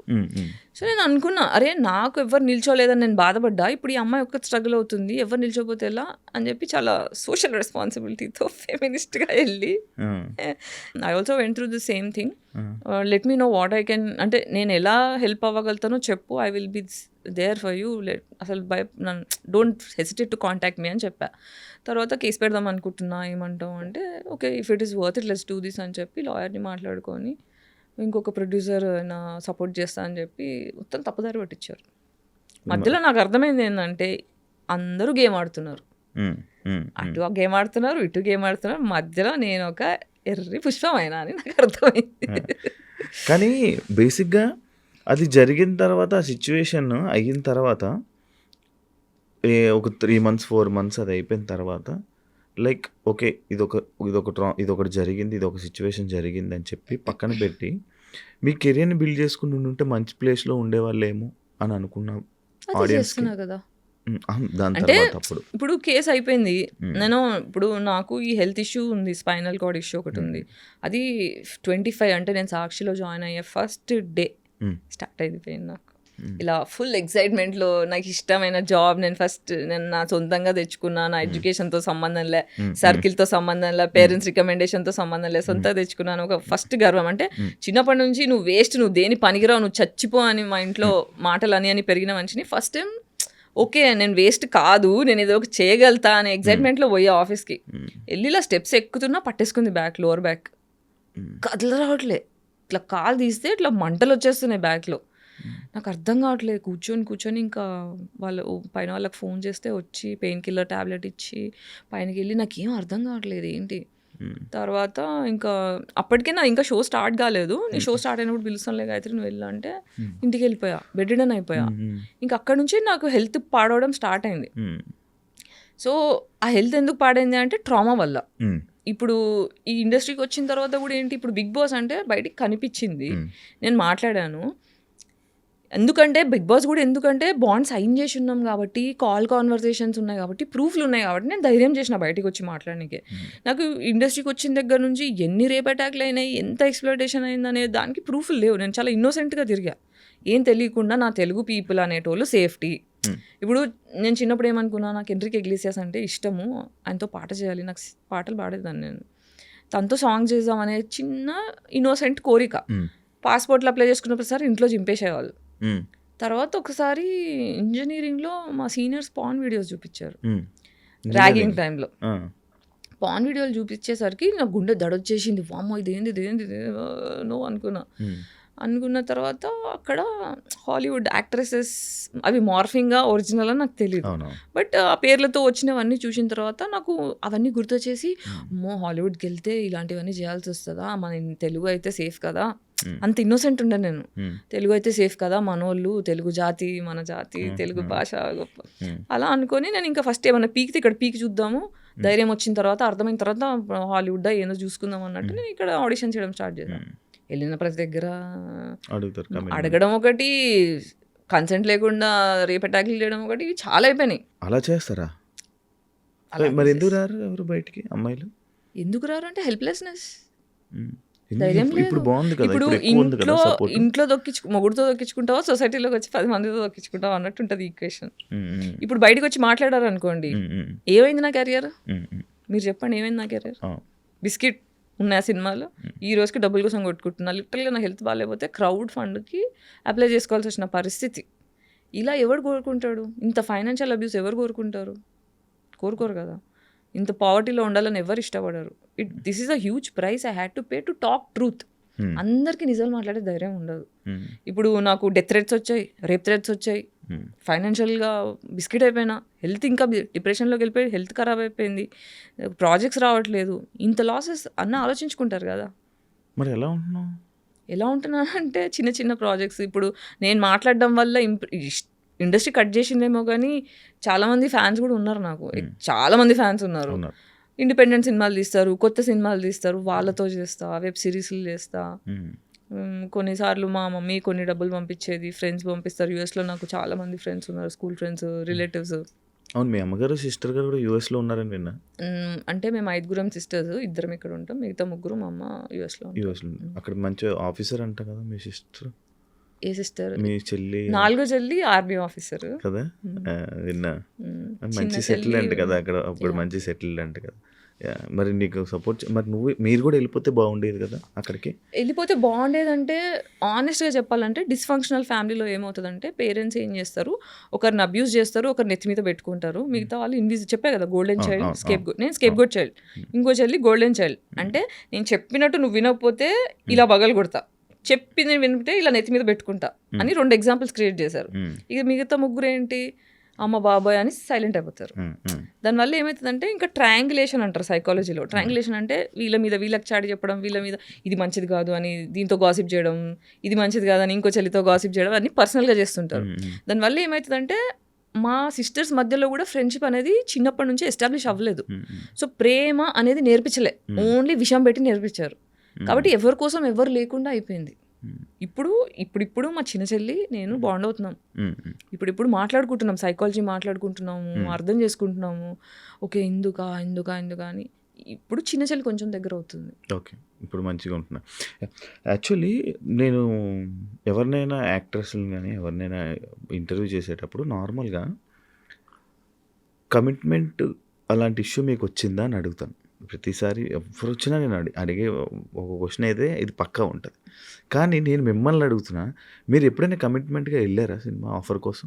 సినిమా ఆఫర్ కోసం వెళ్ళలేదు, బట్ ఒక రీసెంట్లీ ఒక అసలు కమిట్మెంట్ ఇచ్చే అమ్మాయిలతోని ఎలా ఎంపథైజ్ అవ్వాలి అని ఆలోచించి ఒక్క డైరెక్టర్తో నేను మాట్లాడడం స్టార్ట్ చేసా. ఎంత అబ్యూజివ్గా అనిపించింది అంటే వామిటింగ్ వచ్చింది నాకు. తర్వాత ఇంకా నమస్కారం వద్దు, నాట్ ఇంట్రెస్టెడ్. నాకు ప్రొడ్యూస్ చేయడానికి రెడీ ఉండే నా స్టోరీకి, నువ్వు షూట్ స్టార్ట్ చేయి నేను డబ్బులు ఇస్తా అని చెప్పి మేనేజర్ని సెట్ చేస్తాడు, అంత టీమ్ని సెట్ చేస్తాడు.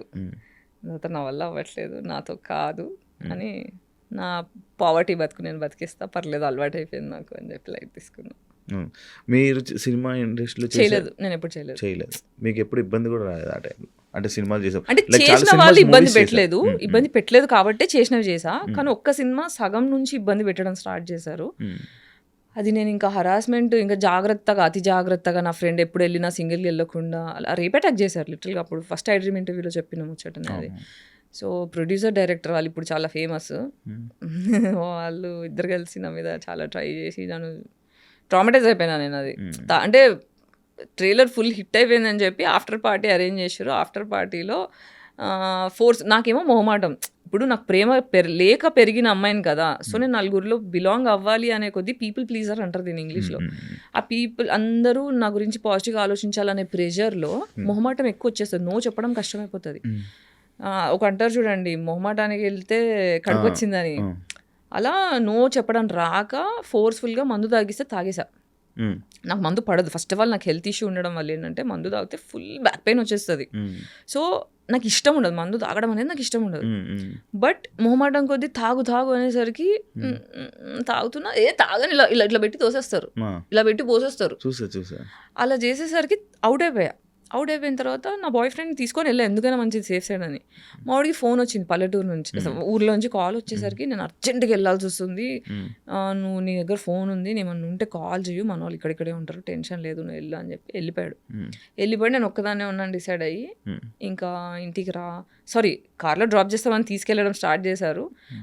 కార్ది టైర్ రిపేర్ ఉంది, మన ప్రొడ్యూసర్ గారు డ్రాప్ చేస్తారు, వాళ్ళ ఇంటి దగ్గర డ్రాప్ చేసేసి నేను రిపేర్కి వెళ్తాను. మన డైరెక్టర్ నన్ను ప్రొడ్యూసర్ దగ్గర ఇంటి దగ్గర డ్రాప్ చేసేస్తే కింద నిల్చొని ఉన్నా, ఏదో ఫోన్ పట్టుకొని నాటకాలు చేసి డ్రైవర్ రావడానికి ఇంకో 20 minutes పడుతుందంట గాయత్రి, రాత్రి అవుతుంది కదా పైన కూర్చుందా అని వెళ్ళి నా డ్రెస్ లాగడం స్టార్ట్ చేసిండు. నన్ను ఆ డ్రెస్ కాపాడింది. పెద్ద గౌన్ ఉండే, మా డిజైనర్ అన్ని కుట్లేసింది, లూజ్ ఉందని చెప్పేసి ఎక్కడికక్కడ స్టిచ్చెస్ చేసి, చాలా థిక్ క్లాత్ ఉండే, ఇలా పట్టుకొని మొత్తం డ్రెస్ అంతా ఇలా పట్టుకొని కూర్చున్న మూలకి 1 గంట సేపు హరాస్ చేసి, నా ఫోన్ స్విచ్ ఆఫ్ అయిపోయింది, నేనేమో తాగేసి ఉన్నా, నాకేం అర్థం కావట్లేదు. అలా కొట్టేసుకొని లాస్ట్కి 1 గంట చూశాడు. దాని తర్వాత ఏం పని అయ్యేటట్లేదని మళ్ళీ మన డైరెక్టర్కి ఫోన్ చేస్తే మళ్ళీ వాళ్ళే వచ్చి తీసుకెళ్ళారు. అందులో కార్లో మళ్ళీ వేరే వాళ్ళు ఉన్నారు. ఓకే, వాళ్ళు ఏమనుకుంటున్నారు, నా జుట్టు జరిగిపోయి ఉంది, నేను ఏడుస్తున్నాను, పని అయిపోయింది అని వీళ్ళు ఇట్లా చూస్తారు. ఇలా చూస్తున్నారు. దాని తర్వాత వీళ్ళని ఫాలో అవుతూ ఇంకొక ఈవెంట్ మేనేజర్ బైక్ మీద వస్తున్నాడు. నేను ఫుల్ షాక్లో డ్రామాలో అసలు ఏం జరిగిందని ఇట్లా ఇలా కూర్చొని పోయి ఉన్నా. నా ఇల్లు వచ్చింది, దిగిపోయా. ఆ ఈవెంట్ మేనేజర్ వచ్చి ఇట్లా గలీజ్గా హగ్ చేసుకొని ఇలా అంతా నొక్కేస్తున్నాడు. ఇలా కళ్ళు తిరుగుతున్నాయి నాకు, ఫోర్స్ పనిచేయట్లేదు. ఫస్ట్ ఆఫ్ ఆల్ షాక్లో ఉన్నా, డిసోసియేషన్లో ఉన్నా, ఫ్రీజ్ మోడ్లో ఉన్నా, తాగేసి ఉన్నా. ఇలా చేసేసరికి నేను ఒక 10 రోజులు నార్మల్ మంచి తినలేదు, నిద్రపోలేదు. జస్ట్ అలా కళ్ళలోంచి నీళ్ళు పోతున్నాయి. సో ఇలా జరిగిన తర్వాత ఇంకా ఆ సినిమా అయిపోయేదాకా నా బాయ్ ఫ్రెండ్ని పక్కన పెట్టుకొని నేను రాను, నేను ఒక్కదాన్ని వెళ్ళాను. అది కూడా ఎందుకు వెళ్ళా అంటే, ఇప్పుడు ఇది జరిగింది, ప్రూఫ్ లేవు, నేను ప్రూఫ్ చేసుకోలేను. అప్పటికి నేను ఆ సినిమా మీకు తెలిసిపోతుంది. నేను సడన్గా మాయమైపోతాను ఎండింగ్లో. క్లాస్లో నేను కనిపించాను. ఎందుకు ఈ క్యారెక్టర్ మాయమైపోయింది అని క్వశ్చన్ వస్తుంది ఆడియన్స్కి. నేనేంటంటే ఇప్పుడు అందరికీ ఏం చెప్పాడు, గాయత్రి సీరియస్గా లేదు, నాకు ఫోన్లు ఎత్తట్లేదు, టైం ఇవ్వట్లేదు, అసలు అమ్మాయికి సిన్సియారిటీ లేదు, అలా ఇలా అని నా గురించి నెగిటివ్గా మాట్లాడడం స్టార్ట్ చేశాడు. ఆ మాట నిజం అవ్వద్దు. నా సినిమాలు వేరే సినిమాలు పాడగావద్దు, ఈమెకు వర్క్ ఎథిక్స్ లేవు, ఈమె హార్డ్ వర్క్ చేయదు అన్న పేరు ఖరాబ్ కావద్దని ఒప్పుకున్నా. కాబట్టి ఫినిష్ చేస్తా అన్నట్టు జాగ్రత్తగా ఫినిష్ చేసుకున్నా. గాయత్రి గుప్తా అంటే క్యూట్నెస్, అదైతే క్యూటే. నేను చాలా అంటే ఫ్యామిలీ ఆడియన్స్లో బాగా కనెక్ట్ అయిన అమ్మాయి సడన్గా ఎందుకు ఇలా అయిపోయింది, ఎందుకు ఇలా చేస్తుంది వీడియోలు, యూట్యూబ్లో వీడియోలు, ఏమైంది ఈ అమ్మాయికి అనే క్వశ్చన్స్ మొదలయ్యడం స్టార్ట్ అయ్యాయి. అంటే తన లైఫ్ని తనే ఖరాబ్ చేసుకుంది అని అనే వాళ్ళకి ఎవరికి లైఫ్ ఖరాబ్ చేసుకోవాలని ఉండదు. చిన్నప్పటి నుంచి ఏంటంటే ఇంట్లో ట్రామా రావడం వల్ల బేసిక్గా డార్క్ కామెడీ అనేది ట్రామా రెస్పాన్స్. మీరు ఎవరైనా చూడండి, ఎక్కువ నవ్వుతున్నారు, ఎక్కువ నవ్వుపిచ్చే వాళ్ళు ఉంటారు, ఎక్కువ జోకులు చెప్పే వాళ్ళు ఉంటారు, వాళ్ళ లోపల చాలా డిప్రెషన్ ఉంటుంది. అది దాచిపెట్టుకోవడానికి కామెడీ అనేది డిఫెన్స్ మెకానిజం అనమాట. సో ఎవరైతే ఎక్కువ నవ్విస్తుంటారో అందరినీ సంతోషం పెట్టడానికి ఎవరైతే ప్రయత్నిస్తుంటారో వాళ్ళు జీవితంలో సీక్రెట్గా డిప్రెషన్లో ఉన్నారు. ఓకే, సో నేనేంటంటే చలో ఇంట్లోంచి అయితే వచ్చేసిన 25 తర్వాత వెళ్ళగొట్టారు, ఇంట్లోంచి పంపించేశారు, బయటికి వచ్చిన తర్వాత చలో నా లైఫ్ నా కంట్రోల్లోకి వస్తుంది కదా, అమ్మాయ హ్యాపీగా ఉన్నా అనుకున్నా. కానీ సోషల్ ట్రామా గురించి నాకు తెలియదుగా. ఓన్లీ ఇంట్లో వాళ్ళే అబ్యూస్ చేస్తారని తెలుసు, కానీ బయట వాళ్ళు అబ్యూస్ చేస్తారని తెలియదు. ఇది ఒక షాక్. కానీ ఇది ఎవరికి చెప్పుకోవాలి, నేను జస్టిస్ ఎక్కడ తెచ్చుకోవాలి, నన్ను ఎవరు సపోర్ట్ చేస్తాడు, నా డివోర్స్ తెచ్చుకోవడానికే తల కింద నేలకు రాయాల్సి వచ్చింది. లాయర్స్ అబ్యూస్ చేశారు, పోలీస్ స్టేషన్లో ఎవరు దేకరు. సో అసలు ఒక అమ్మాయి సింగిల్గా ఉంటే ఎవరు దేకరు. వీళ్ళైతే గెలుకుదామని చూస్తారు, ఎందుకంటే ఎవడు అడిగేటోళ్ళు లేడు. సో ఇవన్నీ చూసిన తర్వాత జస్టిస్ అనేది జోక్. జస్టిస్ అనేది డబ్బులు లేకపోతే, మొగోడు సపోర్ట్ సిస్టమ్ లేకపోతే justice is joke for a women. అందుకే ఫెమినిస్ట్ అయినా నేను, ఉత్తగానే కాలే. సో నేను ఎప్పుడు నవ్వుకుంటూ బయటికి కనిపించాను, ఎందుకంటే నువ్వు హెల్దీగా ఉంటే, నవ్వుకుంటూ ఉంటే, క్యూట్గా ఉంటేనే ఇండస్ట్రీ పట్టించుకుంటుంది.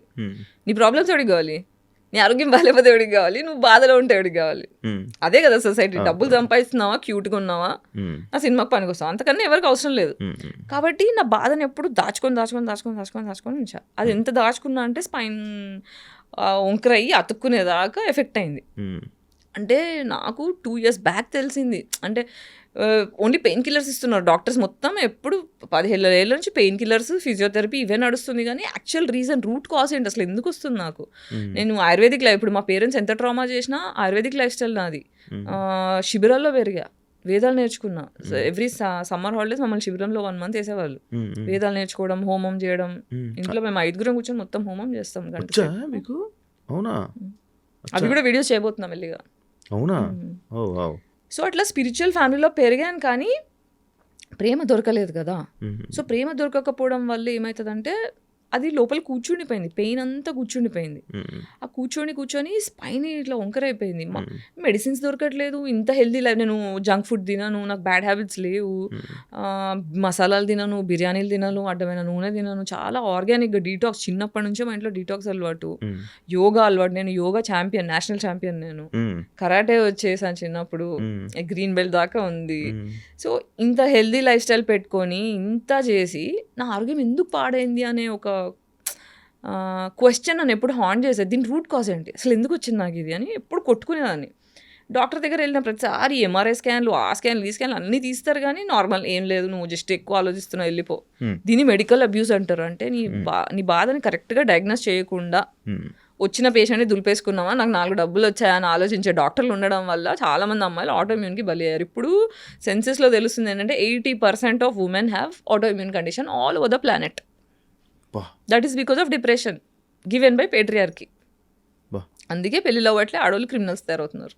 నేను యాక్చువల్గా ఇందాక మీరు ఒక పాయింట్ని నేను మిస్ అయిపోయి మళ్ళీ వేరే క్వశ్చన్లోకి వెళ్ళిపోయాను. డబ్బులు క్రౌడ్, మీకు ఏదో ఇబ్బంది అయితే హెల్త్కి నేను క్రౌడ్ ఫండెడ్ చేసుకున్నాను అని అన్నారు. ఇప్పుడు ఎలా ఉంటున్నారు మరి, మీకు ఇప్పుడు ఎలా? ఇప్పుడు క్రౌడ్ ఫండింగ్ చేసినప్పుడు కూడా నాకు ఒక 15 లక్షలు అట్లా అవసరం ఉండే. క్రౌడ్ ఫండింగ్లో ఎంత 2 lakhs ఏమో వచ్చాయి. అందులోంచి కొంచెం మంచి పర్సంటేజే ఆ క్రౌడ్ ఫండ్ వెబ్సైట్ వాళ్ళు తీసేసుకున్నారు. ఆ ప్రమోషన్, ఈ ప్రమోషన్ అని చాలా బాధేసింది. దాని తర్వాత బాగా ఆలోచిస్తే ఒక్క phone call can change my life, ఒక్క phone call can change my life అని అనుకున్నా. సరే క్రౌడ్ ఫండ్కి హెల్ప్ అవుతుంది, ఐ డ్రీమ్కి వచ్చి ఇక్కడ ఇంటర్వ్యూ చేసా, 2-3 ఇంటర్వ్యూస్ చేసా, so that people will know, they will give money. But కొన్ని వచ్చాయి, స్కూల్ ఫ్రెండ్స్ కొంతమంది, ఫ్యాన్స్ కొంతమంది, ఎంత వేస్తారు, అలా ఒక 2 lakhs దాకా అయింది.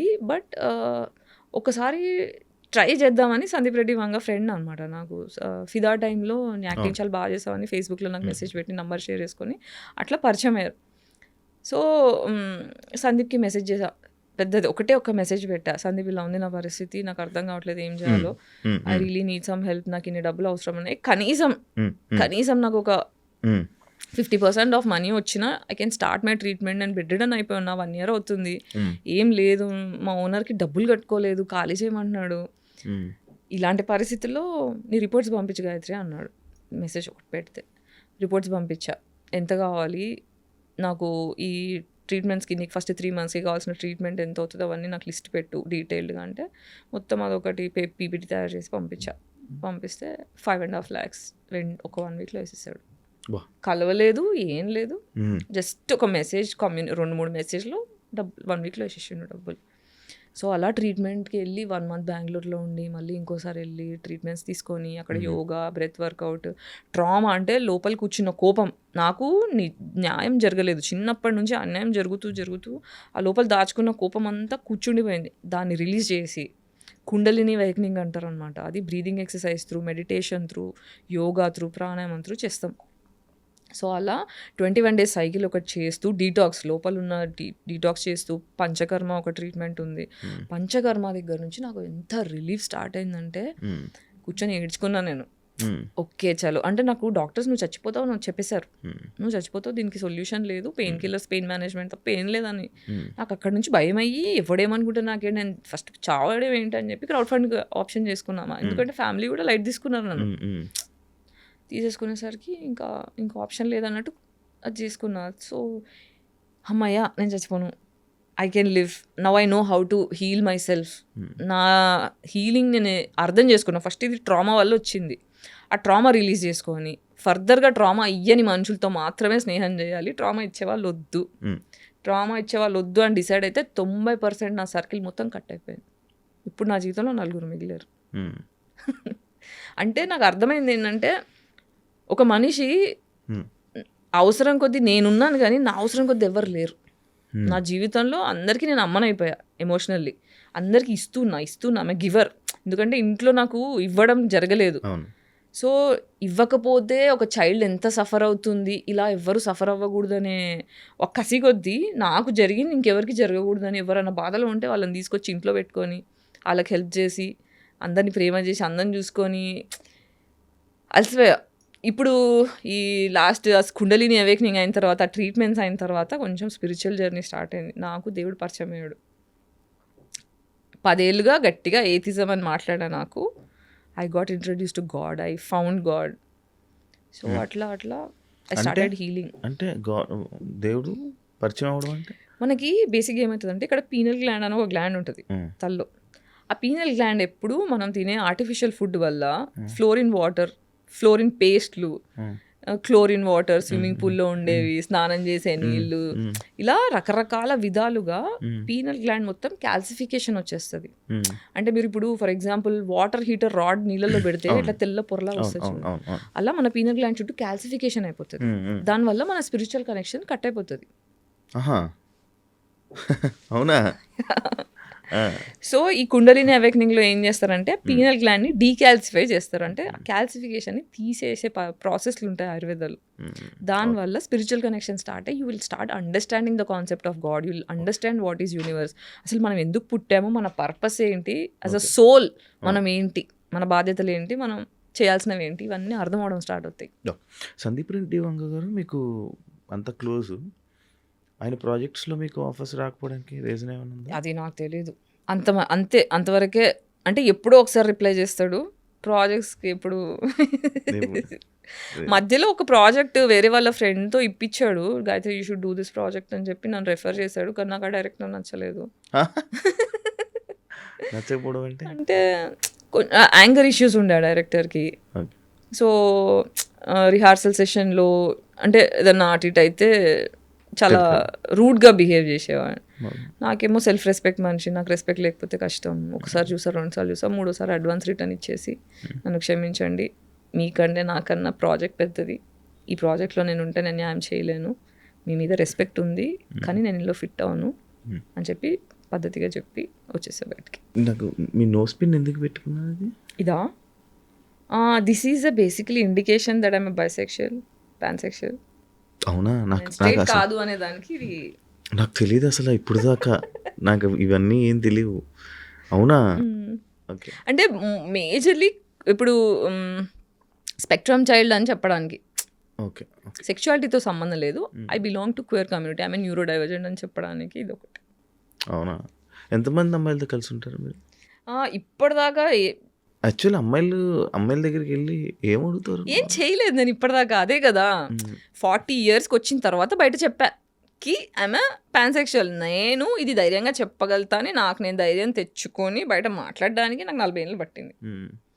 ఇప్పుడు నాకేంటంటే జస్ట్ బికాజ్ ఐఎమ్ బైసెక్షువల్ అమ్మాయి దొరికిందా చేసా అలా కాదు. పడాలి, నచ్చాలి, ఈక్వేషన్స్ ఏమి ఉండాలి అవన్నీ ఉంటాయి అబ్బాయితో ఎలా అలాగే.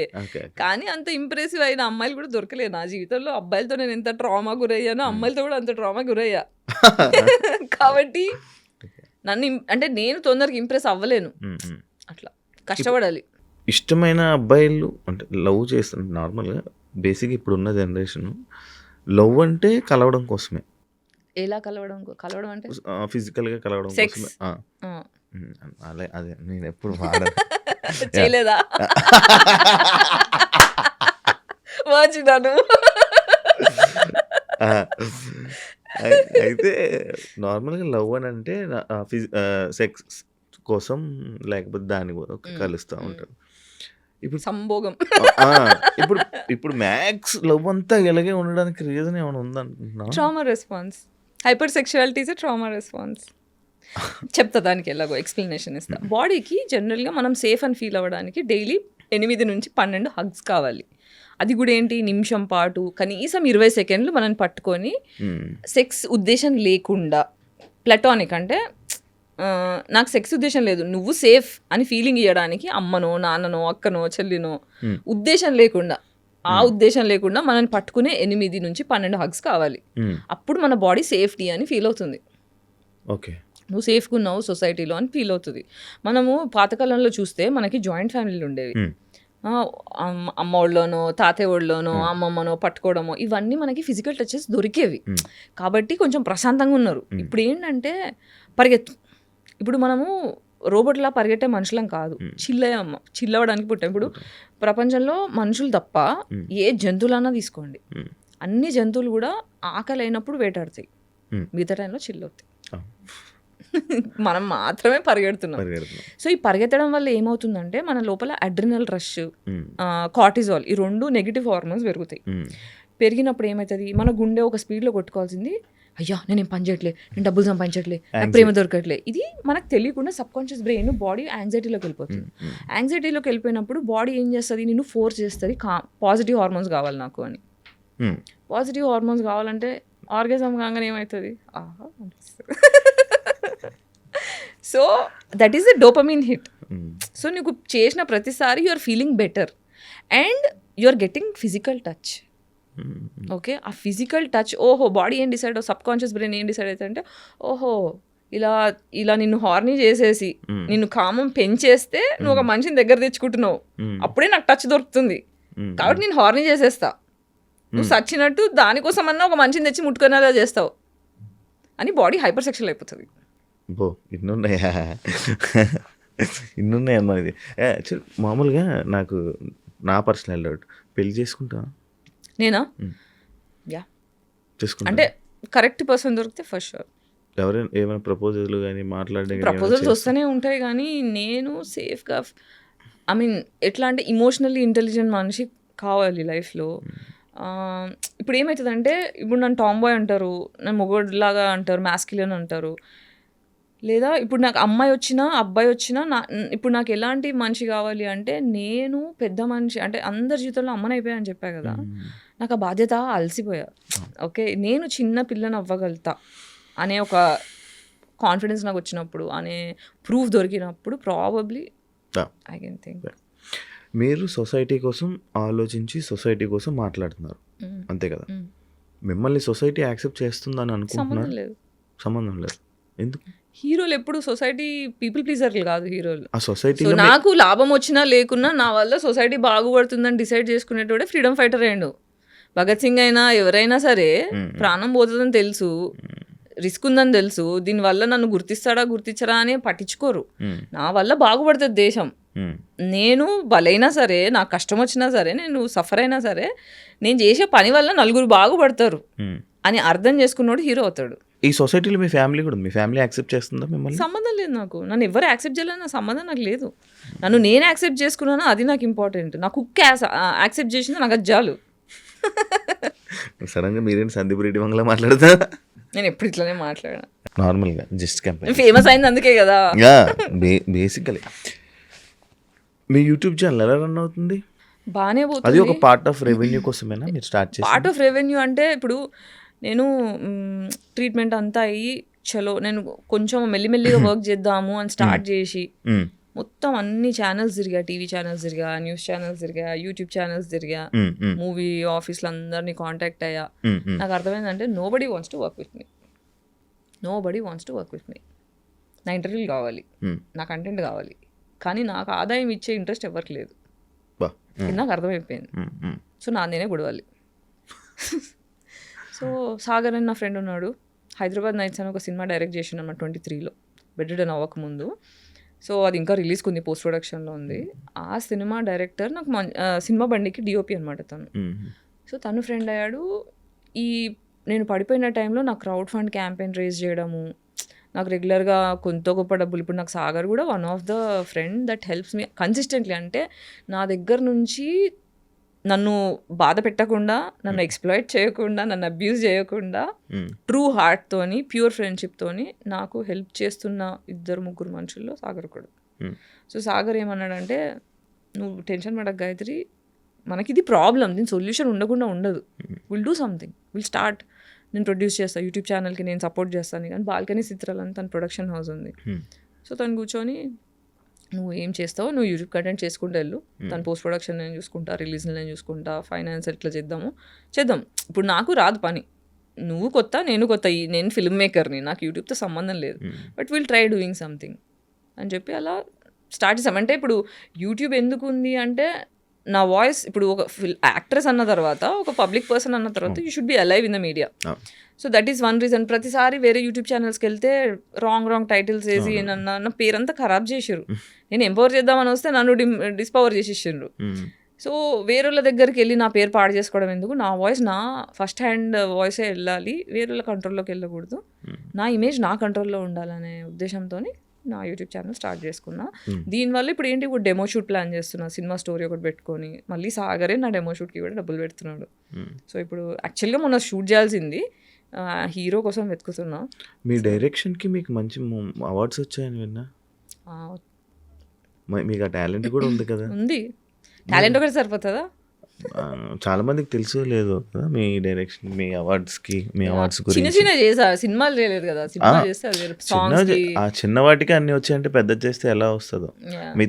మీ థాట్ ప్రాసెస్కి, మీకు దానికి అంటే ఎలాంటి హీరో కావాలి?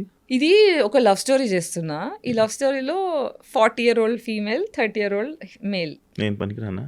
నాకు కరెక్ట్ అదే మాట్లాడదామని అనుకుంటున్నారు లోపల. అంటే ఫస్ట్ టైం కదా మనం కలవడము. కింద రాగానే శివ ఏజ్ ఎంత ఉంటుంది, శివని అడుగుదామా? 29-30 దగ్గరలో ఉన్నా. సరిపోయా శివ, కరెక్ట్. సో ఈ సినిమా మొత్తం లవ్ రొమాన్స్. ఓకే, నీకు ఓకేనా? నాకు ఓకే. సరే అయితే అయిపోయినాక మాట్లాడు.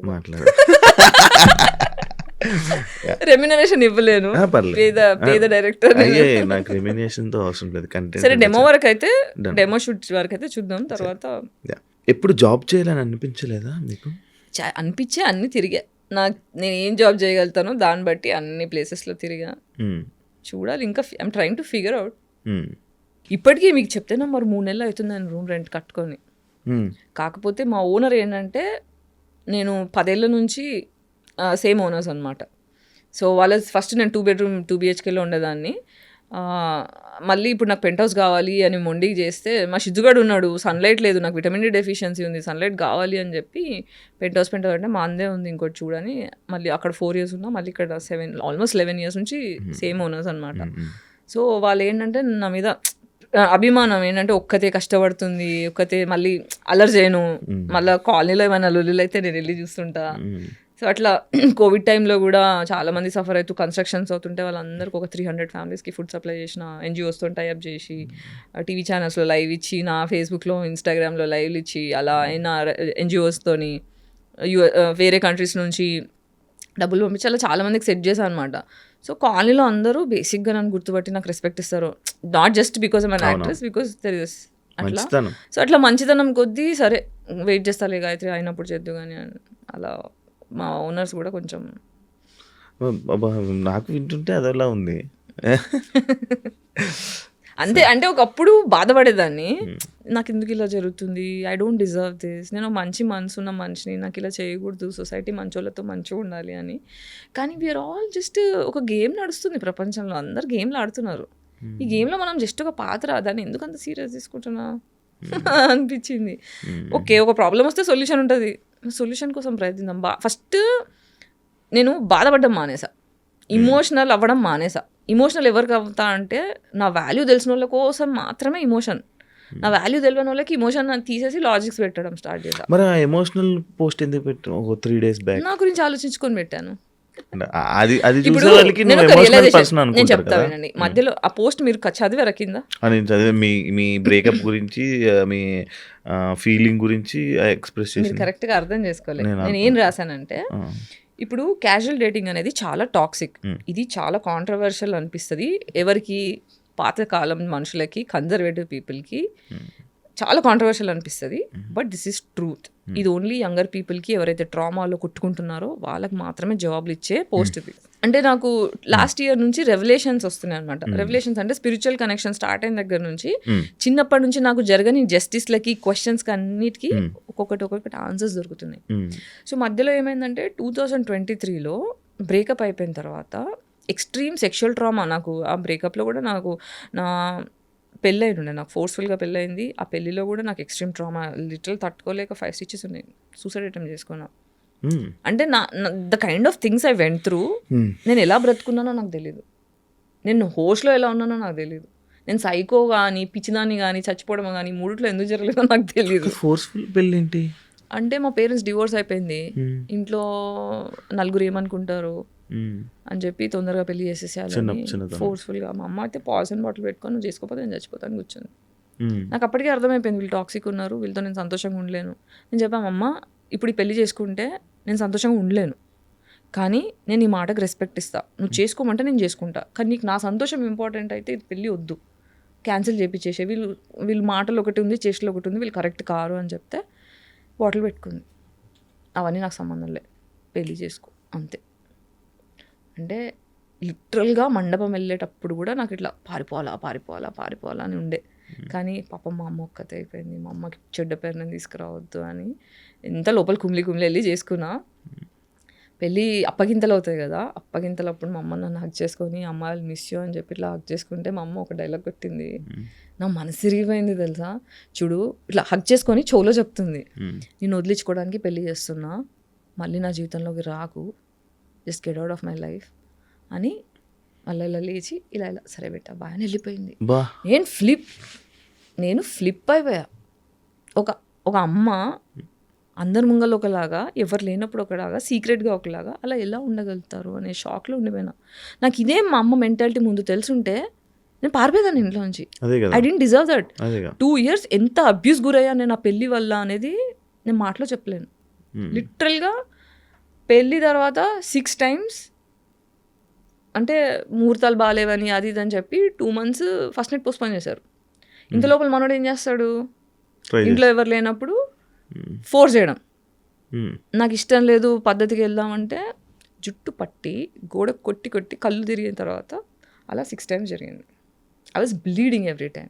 మా అమ్మకు ఫోన్ చేస్తే నువ్వు చచ్చిపోయినా నాకు సంబంధం లేదు, నేను వదిలించుకోవడానికి పెళ్లి చేశా, నాకు ఫోన్ చేయకు.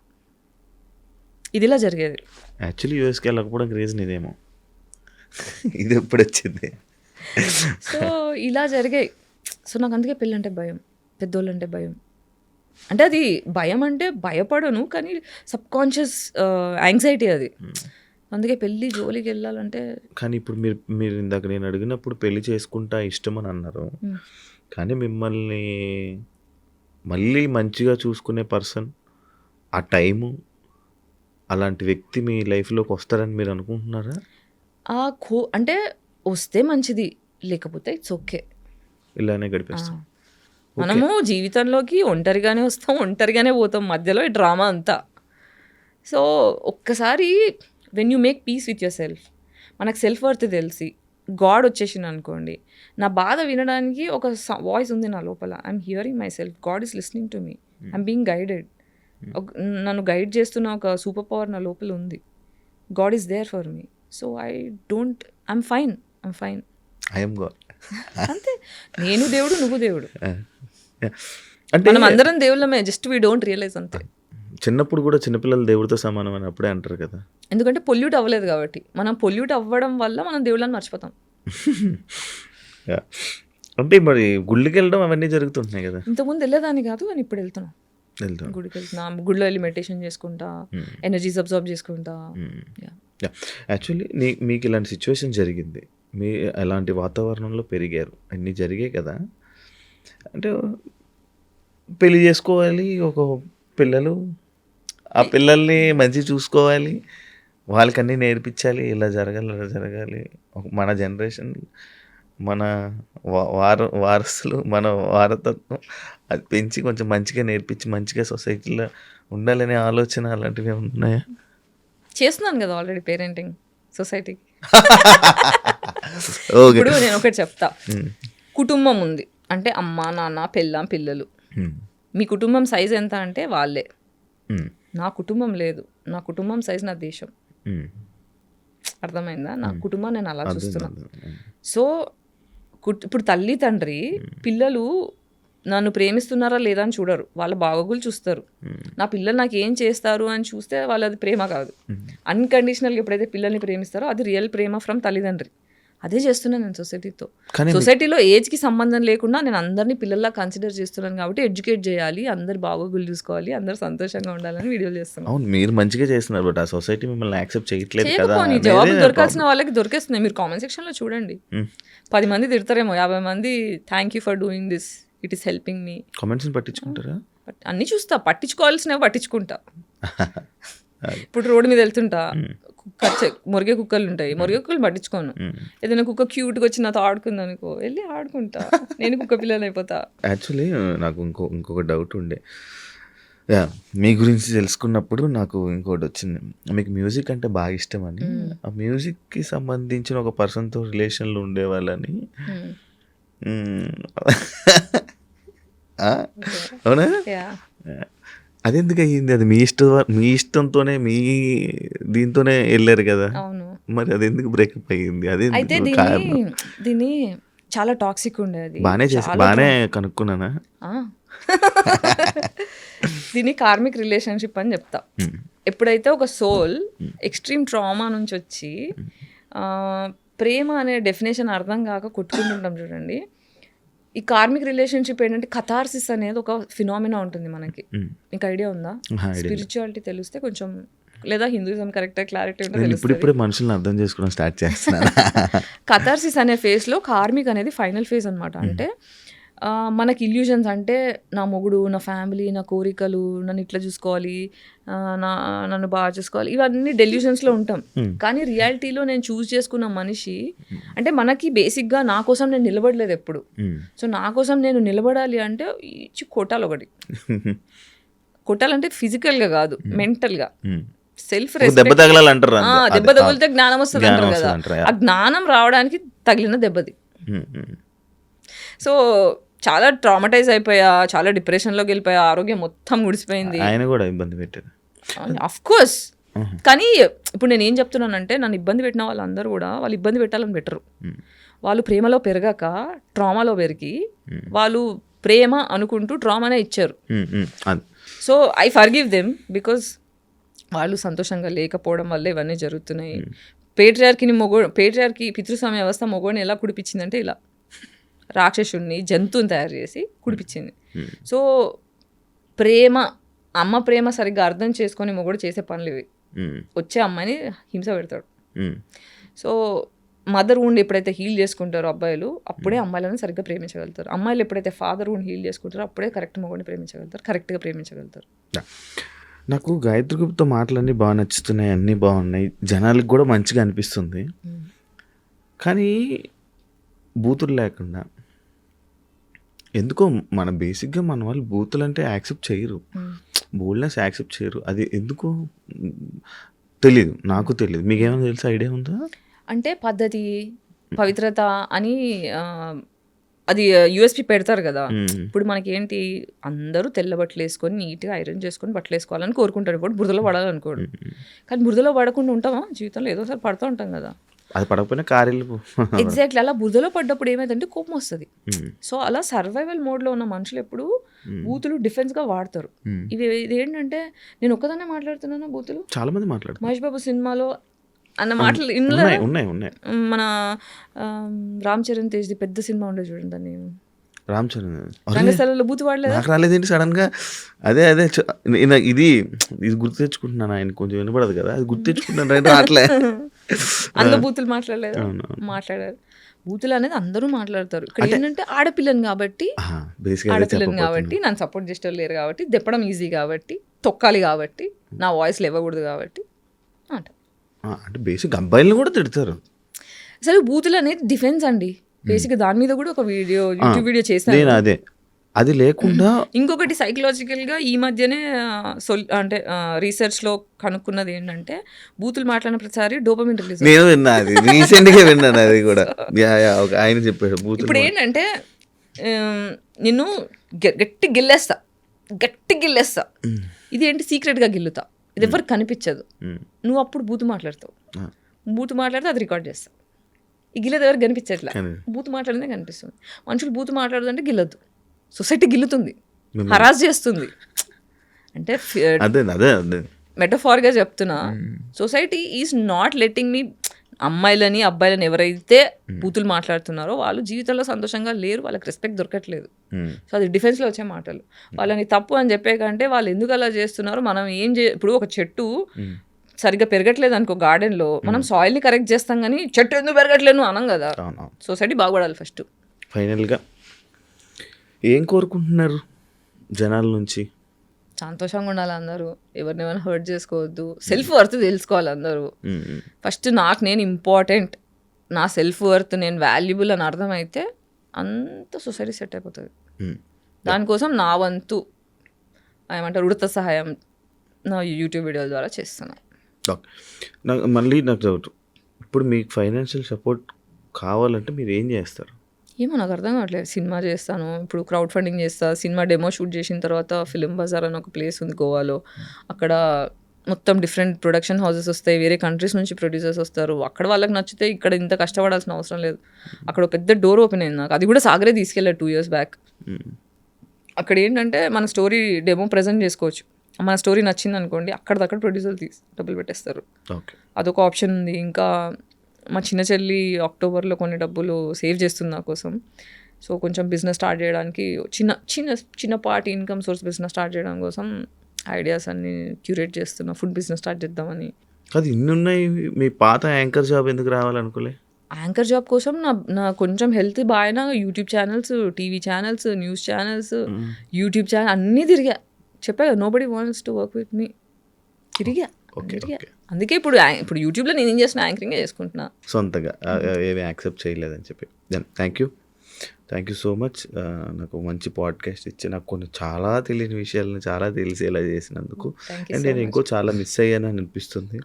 తప్పకుండా నేను మళ్ళీ ఇంకొకసారి మీతో ఇంకో పాడ్కాస్ట్ పెట్టాలని నేను కోరుకుంటున్నాను. అండ్ అదే కాకుండా మీరు మీ లైఫ్లో మంచి సక్సెస్ అవ్వాలని, అంటే మీ మాటలు విన్నప్పుడు మంచిగా ఉన్నారు కదా, మంచి జరగాలి అది కోరుకుంటూ, మీ కష్టాలన్నీ తీరిపోవాలని, మంచి ఆఫర్స్లో ఇంకా సక్సెస్ అవ్వాలని, ఇంకా పైకి వెళ్ళాలని మనస్ఫూర్తిగా కోరుకుంటున్నాను. Wish you all the best. Thank you so much. అందరూ హ్యాపీగా ఉండాలి. సర్వే జన సుఖినో భవంతు. ఇదైతే నేను ఇలా ఈ మాట ఎక్కువ అనడం స్టార్ట్ చేశా. I'm manifesting peace for everybody in our country. అంటే ప్రపంచంలో ఉన్న అందరూ ప్రశాంతంగా ఉండాలని. నేను రీసెంట్గా ఒక పాడ్కాస్ట్ చేసా, విష్ణుప్రియ భీమినేని. తను కూడా నేను వైబ్రేషన్స్ తీసుకుంటున్నా, తను అలాగే మాట్లాడింది నా ఇంటర్వ్యూ. తన్ని చూసే దాని తర్వాత మీరేనా సేమ్. నేను అదంతా పోవడానికి, నా నెగిటివిటీ పోవడానికి నాకు ఆ వైబ్రేషన్స్ తీసుకుంటా, అలా అయింది. థ్యాంక్ యూ, ఆల్రెడీ చెప్పేశాను కాబట్టి. చూసారు కదా ఇంటర్వ్యూ. ఇంకో గెస్ట్తో మళ్ళీ మీ ముందు కలుస్తాను. అంతవరకు సియా.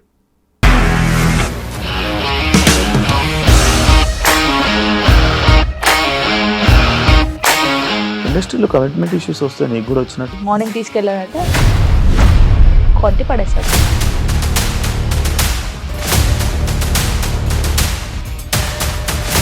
ఒక్కళ్ళు కూడా చూడలేదు ఈ సినిమా అని చెప్పడానికి కూడా చాలా ధైర్యం కావాలి. అది నిజం కదా, దాంట్లో ధైర్యం ఏంటి? నెక్స్ట్ డే ప్లేట్ మార్చేస్తే తప్పు కదా. As of now we are comfortable this అని నేను అనుకుంటున్నాను. రష్మిక గారిది మీది ఒకే ఊరు అంట కదా. నీకు కోపం వచ్చిందంటే బాగా తిట్టేత్తరా? తిట్టేద్దామండి. నిజంగా గేమ్ ని ఎలా చేంజ్ చేయగలిగారు? ఏపీఎస్ఎఫ్సి వాళ్ళకి 6 నెలల్లో నేను 6 లక్షలు కట్టా. బిజినెస్ చేయాలనుకుంటే it is as difficult as riding a tiger.